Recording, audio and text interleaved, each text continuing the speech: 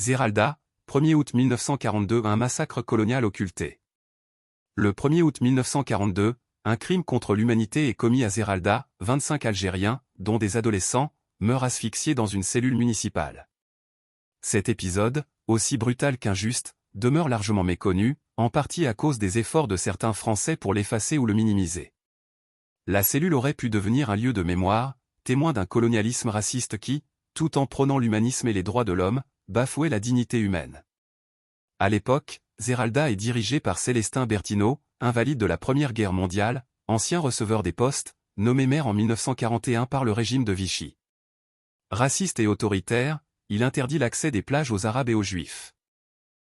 Le samedi 1er août 1942, prétextant faire respecter cet arrêté, il lance une opération de ratissage, épaulée par un inspecteur de police, 2 gardes forestiers et plusieurs dizaines de civils armés, à cheval, fouet en main. Des témoins racontent la brutalité de cette chasse à l'homme.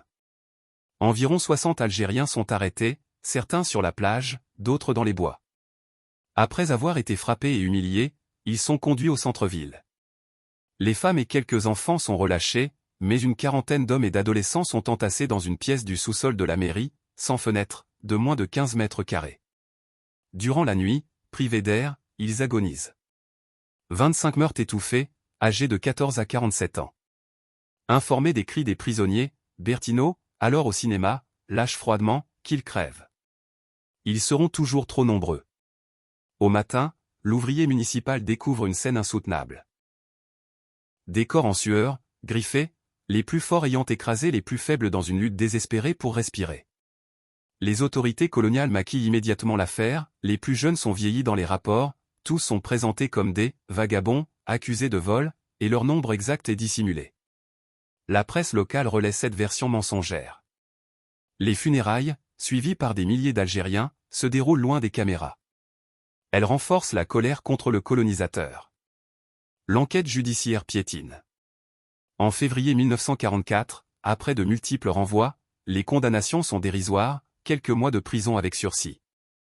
Berthineau bénéficie de l'appui d'André Achiari, futur sous-préfet de Guelma impliqué dans les massacres de mai 1945 et la pratique des fours à chaud pour faire disparaître les corps. Ce drame, conservé dans la mémoire de familles et de témoins, illustre la violence du système colonial. Plus de 7 décennies après les faits, le souvenir du massacre de Zeralda subsiste surtout dans les récits locaux et familiaux, tandis que le site où il s'est produit n'a pas fait l'objet d'un aménagement commun. Le 1er août 1942 révèle le vrai visage du colonialisme français, un système où la violence, le racisme et l'impunité s'érigeaient en loi.